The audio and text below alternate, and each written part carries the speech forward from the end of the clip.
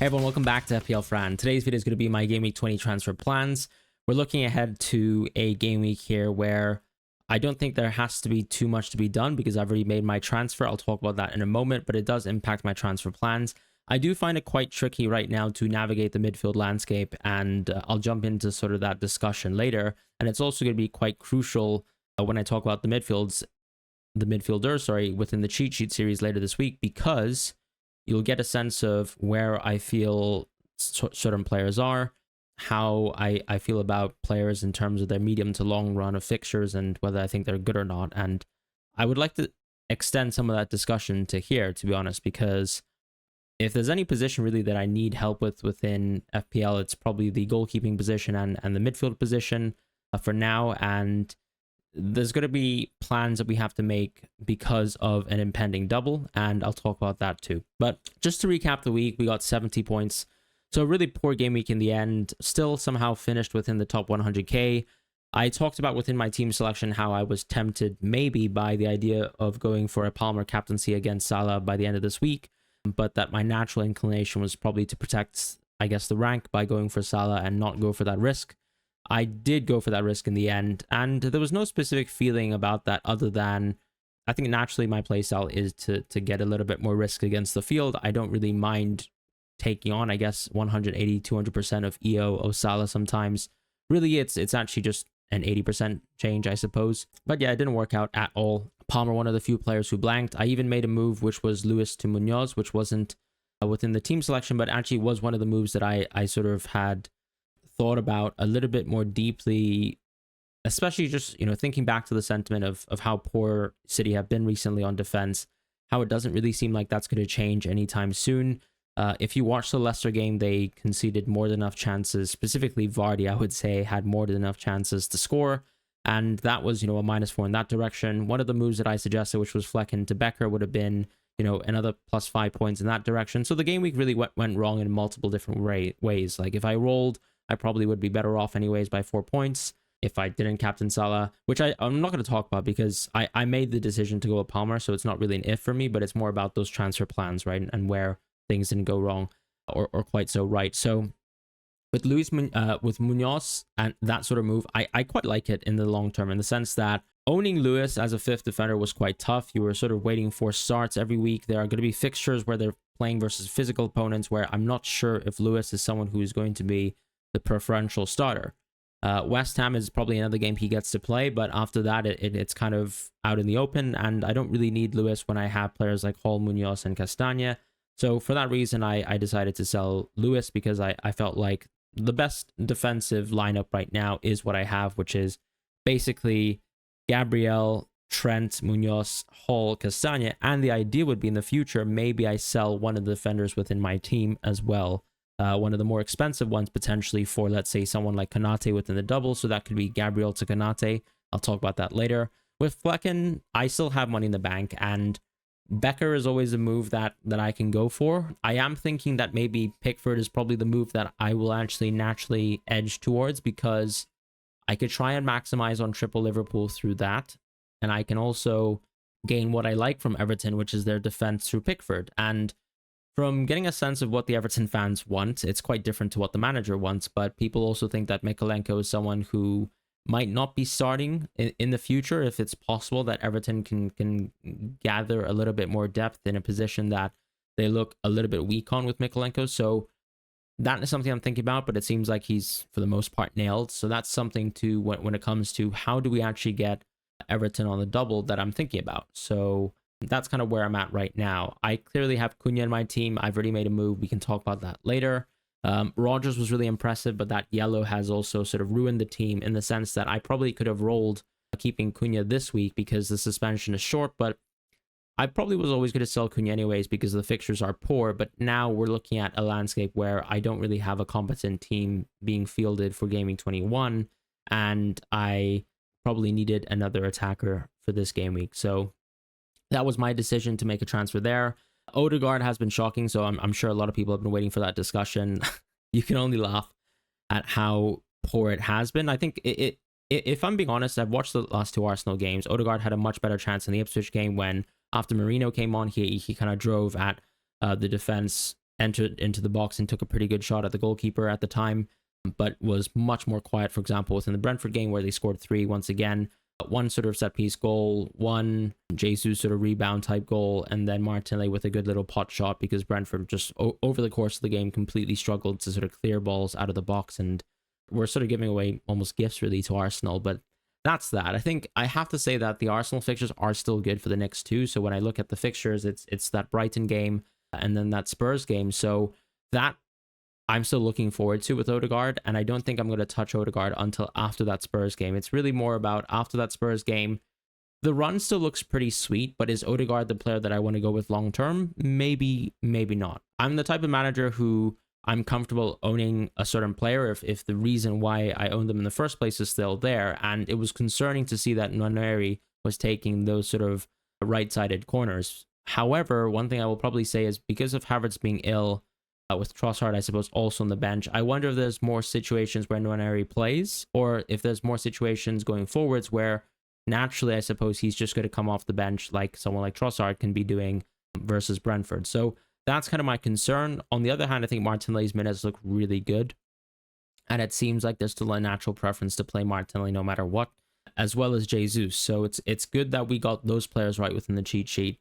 Am I looking necessarily to get towards a player like Jesus or Martinelli? Not necessarily, but they look like great options because the minutes look like they're there. It'll just be a question also to see what Arsenal reinforce within January over the transfer window in those attacking positions, and whether we think that can have a knock-on impact on those 2 players. As far as Salah, I talked about the captaincy. I'm completely fine with the decision. Chelsea were awful versus Ipswich. They played, once again, their B team, but there just weren't enough good chances, right? And I do think that Enzo took quite a long time to take off some pretty poor players, like the wingers, like Disasi, like Nkunku, arguably within a center forward position. And yeah, the team is in a pretty sort of tough spot, so a transfer has been forced. Otherwise, Isak and João Pedro seem like really good long-term holds. So does Mbumo, and that's a positive. And I'm very happy with my defense for the most part. And at least I've got Flecken versus Southampton, which is still a good fixture to look forward to. So when I look at, picking my team for next game week, I've already set up my team in order. I'm not going to do much bench wankery, so I'll be playing João Pedro, right? Simple as that. Probably Hall and Munoz is a bit of a 50-50. The reason why I'm playing João Pedro is because at the end of the day, I am invested into less Arsenal clean sheets than everyone in the field does, right? The reason why I probably own Gabriel is more so for goal threat, hoping that that's the angle where I'm getting Gabriel points from, and him just being an absurdly good player. But for the most part, I am hopefully betting that Arsenal do lose their clean sheet for the most part because I don't own more than one Arsenal defender. The average effective ownership of the Arsenal defender right now, meaning that people are going to be enjoying clean sheets, around 160%, I believe, from when I last counted. And even though Timber is going to be suspended, and that's going to reduce the amount of Arsenal clean sheets potentially for the Brighton game, I still think I'm looking, for the most part, at not caring whether Gabriel keeps a clean sheet or not. Hence why I'm also comfortable with playing João Pedro ultimately over one of my defenders. If I can give credit to Spurs, they still look like a pretty decent attack. Munoz, I also think, will probably concede versus Chelsea. Both of these attackers are really, really good, and I call them attackers, but they're actually defenders on my team. But I'd probably like João Pedro for this game week still, and that's probably how I'm going to explain that. As you can see, I've brought in Chris Wood as well. Nottingham Forest has been super consistent, so has Chris Wood.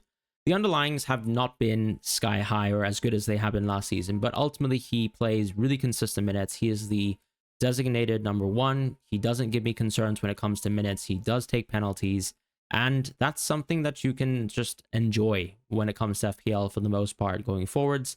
And that's probably the team that I'm going to be playing with here in game week 20. So I already made that move. I was always going to Salah captain here. It's not as close of a game as I thought it was compared to last week.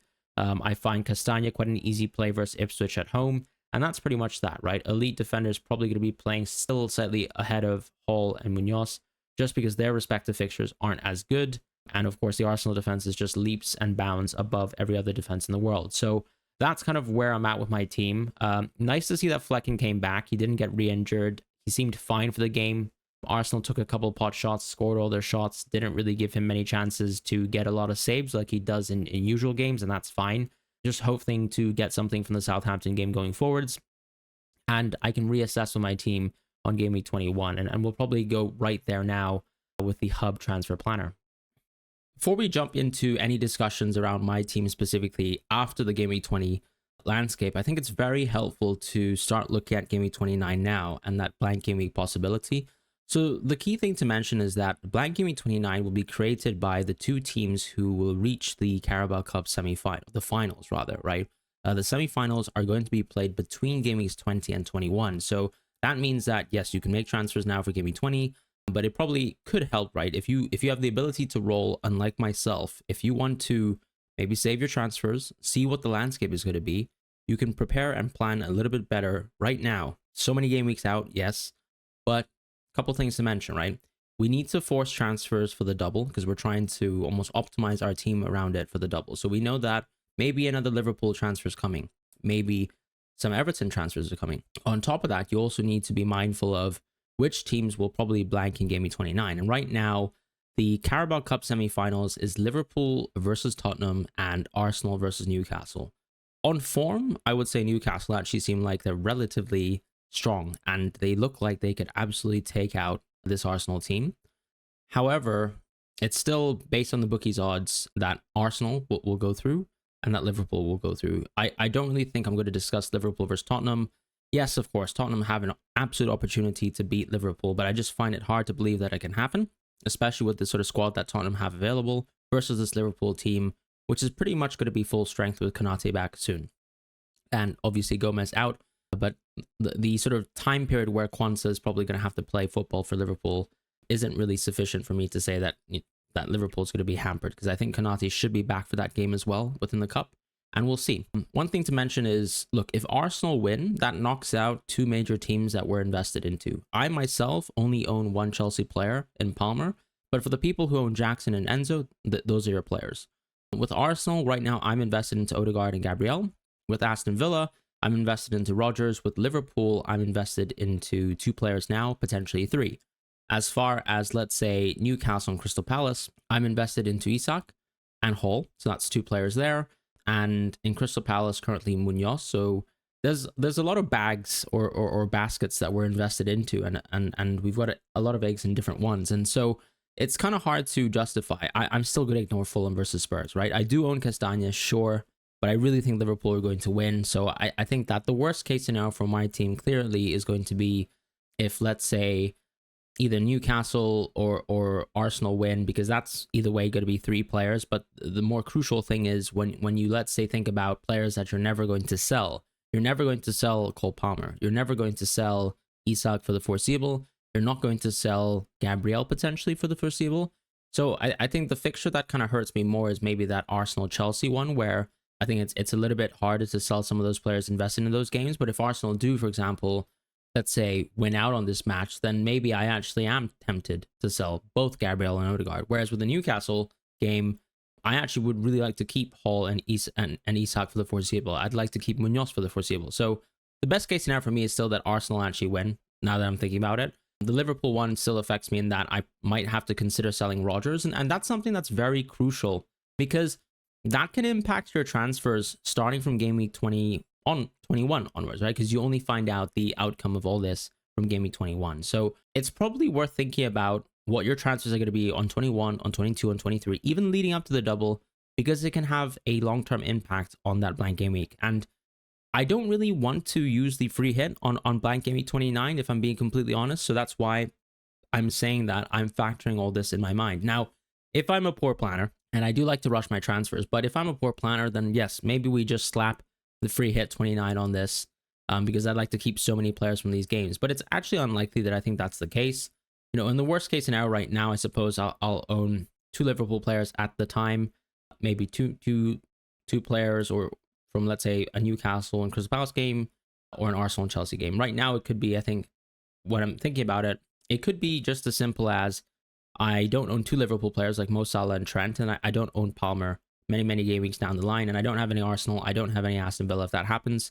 But with the Newcastle circumstance, I think that's a little bit trickier, because I think I'm going to be finding it hard to sell someone like Isak later down the line. So it's probably an Isak. Maybe I sell my defenders. Maybe I keep those two Liverpool players, and those are the three players that I bench.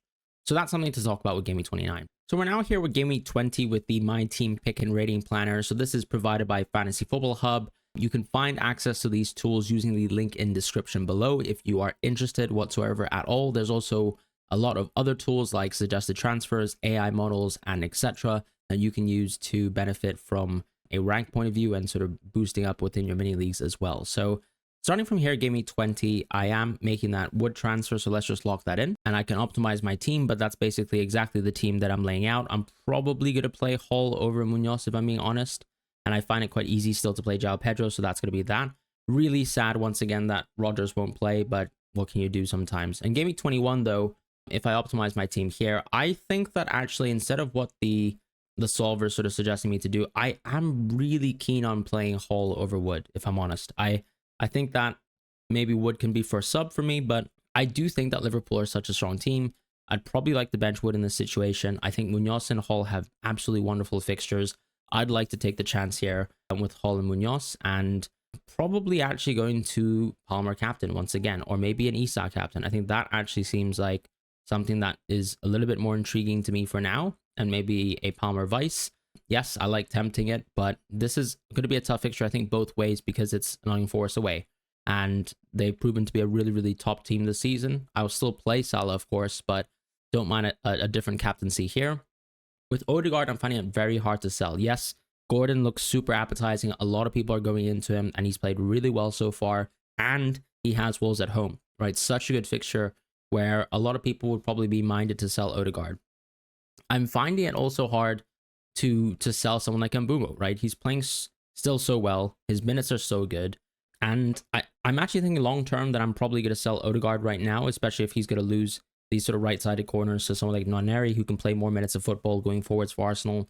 So it's looking likely that maybe I'll just roll instead in Gameweek 21, play a 4-4-2, and then on Gameweek 22, I make those decisions, right? Going back to what we were saying with the blank game week, one of the issues is that if Arsenal win, selling Arsenal makes a lot of sense, I think, around here, because I still have such a strong defense from the perspective of owning Castagna, Hall, Munoz, all these sorts of players, that I don't really mind not owning Gabriel so much over this period, particularly since we know that a double is impending for the more premium player within Trent. And I do think that this could be around the time where I sell my Arsenal assets. So this is a game week where I can consider selling Odegaard. I can consider selling Gabriel. I'll need to reassess what I do with Mbumo, because there's so many midfielders that I like as well. But with 2 free transfers here, and with Wood with a golden game, the key thing that I'd say is that I probably still want to leave a little bit of money in the bank to potentially sell Wood on Game Week 23. The reason why I say that is because Game Week 20, 21, 22, the 2 fixtures I really want Wood for is Game Week 20 versus Wolves and Game Week 22 versus Southampton at home. Then after that, it's 23, 24, 25, 26, all pretty mediocre or even bad, except for the Brighton home game. So I do think that Wood could be a sell in Game Week 23, and so leaving enough money in the bank to actually sell Wood makes a lot of sense for me. What I'm planning for right now is, if let's say Arsenal win once again, maybe just to sell Gabriel to someone like Konate. This doesn't really help my situation when it comes to Game Week 29, but it does help my situation in terms of how I'm managing the short term for, let's say, the double. So that's going to be the plan here. Maybe go for Konate, actually.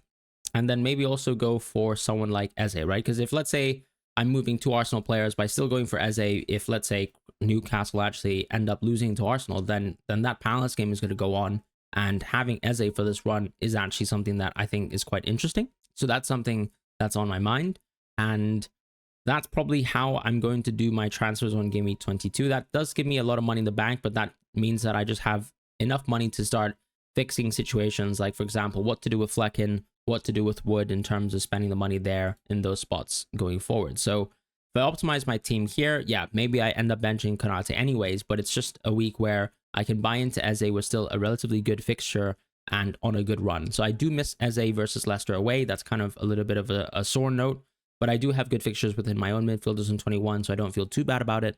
And then it's jumping on to West Ham, Brentford, United, who still look awful, Everton at home, which is at least a home game, and then Fulham away, which is a pretty tough game. But that's kind of the team for the foreseeable. And on 23, of course, I have the option to just move out of Wood, and here I can go back into Solanke, or even just invest into Mateta, right? Because investing into Mateta here is actually something that can still work out really well, because we know that he won't be on paper, for example, let's say blank in Game Week 29. So investing into Mateta feels fine here. Same thing with Solanke if, let's say, they, are on track to, let's say, losing to Liverpool. for the blank game week. So that's something that can happen as well. And not to mention that I still think Jackson is still a very solid pick from around here, because we know that Enzo has really struggled with the B team. The Chelsea fixtures do look a little bit poor, but I don't think Jackson is actually as horrible as he looks. There is still a lot of upside, I think, to come from someone like Jackson. But yeah, I do miss the Wolves at home game, and the good fixtures really come out at 26. So Jackson is also someone that I'm sure a lot of people will be considering from, but for me, it's more, once again, that decision of Solanke Mateta or moving into, let's say, a Havertz, but I don't think that makes too much sense because of, I'm sort of gambling that there's going to be a blank. Now, if the blank goes into a different direction for Game Week 29, it might be the case that, let's say, if let's say the blank that happens is Newcastle and Liverpool, and maybe we actually really want to be invested into triple Liverpool, we want to be invested into triple Newcastle. Let's say if I go for Gordon and I want to even be invested into, let's say, Palace players, maybe my plan entirely is I ignore the idea of the double, going back to, let's say, Game Week 22, and then I just, free hit on the double as well on Game Week 29. That could be one of the options, right? If I don't like Odegaard, if I don't like Bruno, all these types of players who will be playing on Game Week 29, Solanke as well. If I just want the Arsenal players, the Newcastle, the Palace, those sorts of players, as long as they sort of advance to the final, and I still think that there's some of the top teams around with the best fixtures, which is definitely the case for Newcastle and Palace, then maybe so be it. Maybe what I do is just Game Week 29 free hit and take that on the chin, because what else can I really do if I think that Liverpool players are still the best, Newcastle players are still the best given the form that they've been showing, then Palace, who generally have been pretty positive so far, is another team that I want to be invested into. So that's something that I can think about, and that's something that I've thought about as well. But if we go back all the way to, let's say, Game Week 20 and start again with my transfers, I think if I go back here, make the free transfer that I have for Wood, I then roll into Game Week 21, roll into 22, potentially roll here as well, right? Because we talked about how we actually have some pretty good fixtures, but then this could be one of the game weeks where I make multiple moves, because ultimately I think Mbumo, Odegaard, Trent, and Flecken are still, not Trent, sorry, but Gabriel are still up for sale within my own team, depending on how I plan on Game Week 29 and generally rotating. Because right now it seems like Castagna, Munoz, Hall is an extremely strong sort of 3-4-5 defender, maybe too strong. So I can sell Gabriel to a Konate, for example. I can sell Flecken to a Pickford or a Becker. And I can sell Mbumo or Odegaard for a Gordon and a Bruno or an Eze. Those are the three sort of midfielders that catch my eye the most. And it really comes down to, I think, when we go to Game Week 22, we have to make decisions here, and I'll be able to better understand the fixture landscape then. So I think, once again, my advice for most people looking at their own transfers is, yes, you can make your moves for Game Week 20, but we still need to start, first of all, maybe racking up some free transfers, saving up, because the idea is, if I make these moves on 22, I still need to make some moves for some Everton players on Game Week 24 or 25, depending on where the double lands. And then after that, we need to be sort of planning backwards to Game Week 29, see if we can actually make a team that can maybe dead end for a wild card around Game Week 30, something like that. So that's kind of what I have planned for now. But I hope you guys have a wonderful week ahead, and I'll see you guys soon for more content.